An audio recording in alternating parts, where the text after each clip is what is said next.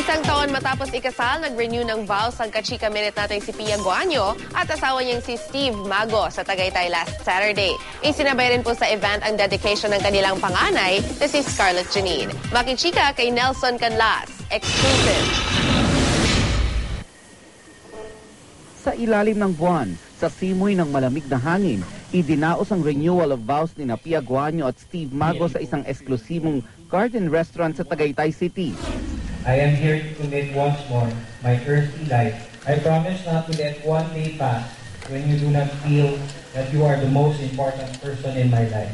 Today I renew my vows to love you, serve you, and support you as a wife, and also promise to be my all as a mother to Scarlett. Matapos ang isang taon na pagsasama ng mag-asawa, minabuti raw nila na muling magpakasal. Well, the first time around, we didn't invite too many people. So maraming nagalit sa amin. Kaya ginawa namin to. Kasabay nito ang dedication ng kanilang panganay na si Scarlett Janine.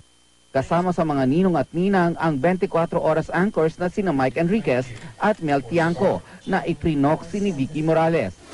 Ang proud parents, hands-on daw talaga sa pag-aalaga kay baby Scarlett. Palaging puyat, pero at the end of the day, pag nakita mo na yung baby mong peace and mukhang angel, cute. The minute she was born, parang somebody just turned on a switch. All of a sudden, you care so much about this baby, you like this baby, you find her cute. Ang reyna ng chika, may plano na raw sa kanyang pagbabalik trabaho sa 24 oras at sa Itbulaga. November 4, I go back to work.